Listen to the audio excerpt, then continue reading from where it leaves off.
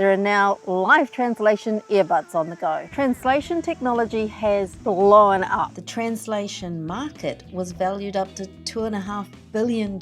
Which means there's power at play. People shouldn't have to protect their languages from us. About 95% of the world's languages are not supported by translation apps. So here's my question.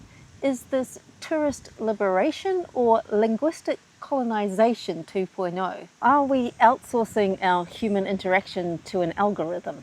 Kia ora, ko Justine aho, the nerdy half. Hi, I'm Justine and I just said hello to you in Te Reo Māori, the indigenous language of Aotearoa, New Zealand. New Zealand is a country who knows exactly what it means to be colonised by language. We still struggle to gain a bilingual identity, which is one of the reasons why the use of language as a tourist is quite important to me. Translation earbuds are sold as liberation. Cultures unlocked, barriers removed. But there's always a catch with technology. Every time it seems like we gain something, we've got to remember that we're losing too. So in this video, I'm going to look at how can we make sure that we're benefiting from this new fantastic technology, but at the same time not losing too much in the process. A lot of travellers used to see language as a barrier. That is no longer so. There is now tech to help us. And we're even way past just pointing your phone and getting Google to do the translation. I have to admit, I've long been waiting for Ford prefix Babelfish to be invented. But now that it has, I'm a little reluctant to use it because the technology is not yet global, let alone intergalactic. And that's what worries me. Instant translation isn't connecting people equally, and it's disguising who has to bend to make it work. Luckily for me, English, my native language, is the one that's pretty much in domination. With all the language learning apps, all the translation tools, English learning as a second language has increased. Globalization and international business has seen English just take off, even though you can instantly translate your emails. Over the past decade, the number of people learning English as a second language has dramatically surged. In Europe, nearly 9 out of 10 teenagers are now learning English at high school. But English-speaking countries are not reciprocating with an equal pace. The proportion of native English speakers learning a second language is incredibly low comparatively, and on decline. And anyone who has a minority language will know this when they've tried to use translation apps or even Duolingo or Preply. You often have to use English as your bridge language between two languages. There are over 7,000 languages worldwide, and Google Translate has 249 of them. Now, France saw this coming a long way off, and they've had measures in place to make sure that English doesn't take over. In 1994, they passed the Toubon law, which requires French to be used in many different situations: government communications, workplace advertising, commercial contracts, public signage. And companies that fail to do this face fines. They saw the dominance of English in pop culture, in the workplace, and they wanted to make sure that they had a strong fighting chance. But they didn't protect all of their languages. There are a lot of regional languages in France that don't get much look in. So for travellers, signage, menus, all of this sort of stuff that you're going to see, French legally has to be prioritised. You could be offered a translation alongside the French, especially in the big cities, but in the smaller towns, I wouldn't expect it, and neither should you. Many French people can speak English very well, but that doesn't mean they want to. And their strategy has worked, domestically at least. You do tend to get a little bit of Franglish in the workplace and in the youth culture, and English still dominates tourism. France has not been able to reverse that global trend of English domination. In southern France, we made sure we learnt some Basque phrases, which was awesome fun, until we actually tried to use them in person and found that nobody could understand our accents and they jumped straight back into English. I can totally understand on their behalf. They just need to get their jobs done, and mucking around on the apps trying to get that right word is holding up the line when they can just say it to you fluently in English anyway. But this is the real risk. because this is where practicalities means that English keeps winning. It was the same in Vietnam.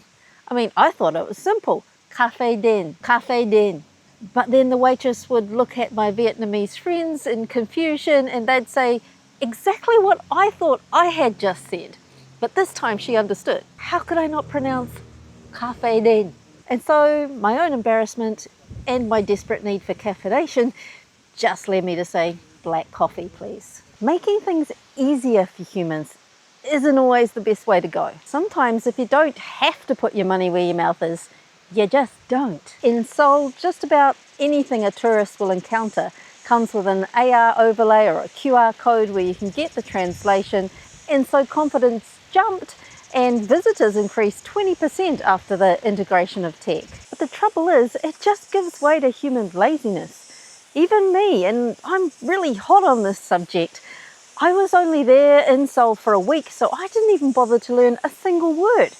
How rude is that? And it's not just rude on my part, it's actually really silly because now I've missed that opportunity to make a cultural connection. Language isn't just about transaction, it's about relationships. It's not just words, it's culture. And anyone that's used technology knows that it's not yet up to the scratch for catching all those nuances. One example from marketing, when Ford wanted to sell its cars in Belgium using the "Every car has a high quality body" slogan, which came out as "Every car has a high quality corpse," not the look they were going for. Okay, kind of funny, but you understand what I'm getting at here, right? What I'm trying to get at here is there's a loss of cultural nuance and human connection when you're using translation as a process rather than building a relationship. For example, I'll give you one of my favorite Japanese words,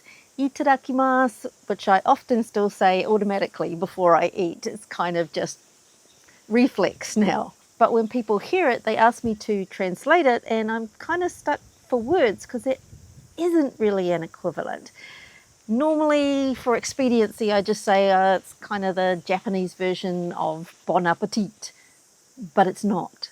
They might serve the same transactional purpose, but they hold very different cultural outlooks. The French phrase bon appetit literally means good appetite.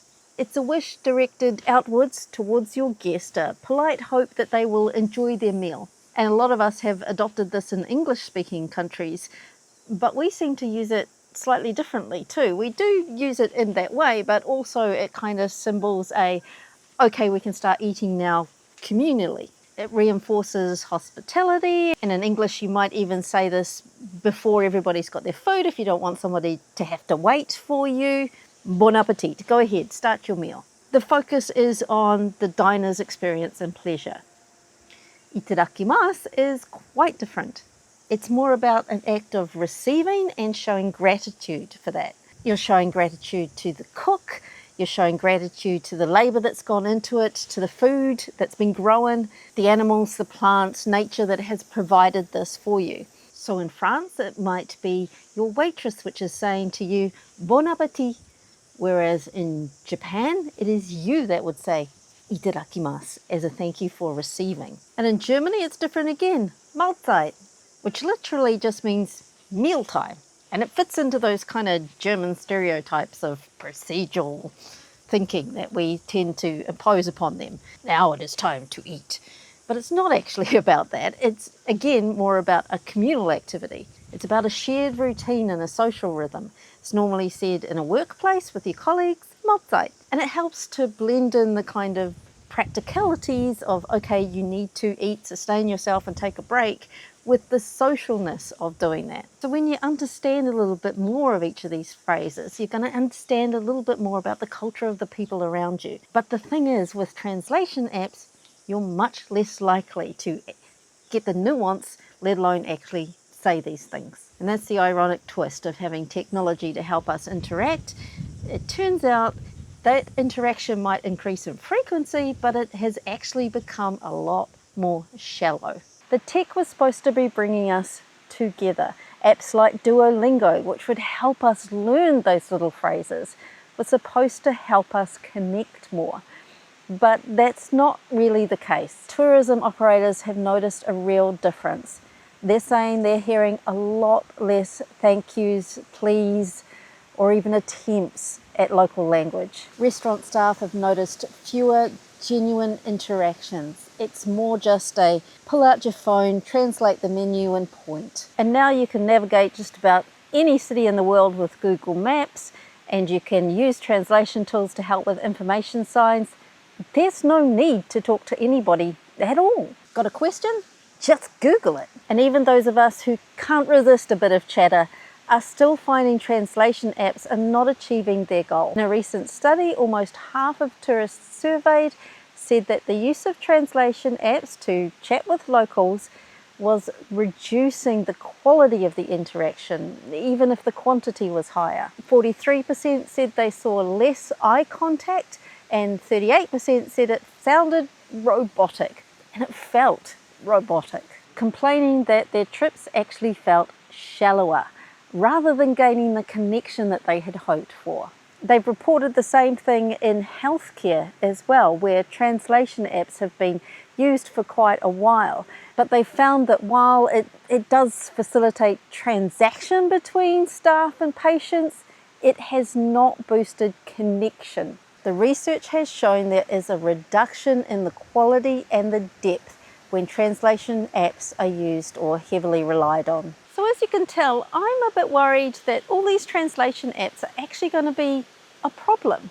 So if you want to be part of the solution, here's my top tips. Definitely use the tech when it's there, but make sure you don't rely on it and that you add to it with some human interaction. The translation should supplement your connection, not replace it. Before you go, check the language of the area, not the country. You might find there are local languages that could be a lot of fun to engage with. Try and learn at least 5 key phrases beyond please and thank you, like this was delicious, or your city is beautiful. Even if you have to stumble them out clumsily, you're going to get a smile at least. At least learn how to say thank you. When the person serving you flips into English, you can still offer them a thank you in their language. Wherever you can, try to book tours that mix the languages, or at least offer you a chance to interact with people who might speak both languages. When they struggle to translate a word, this is your opening.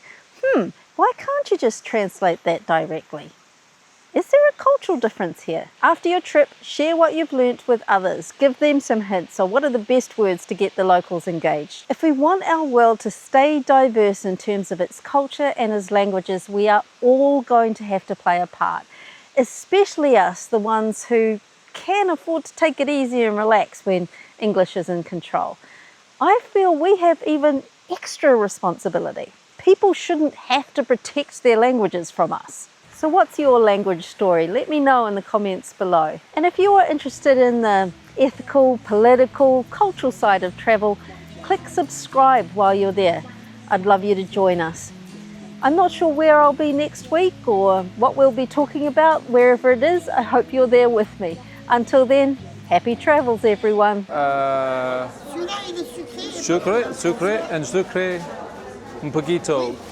No, poquito. Small, un petit peu.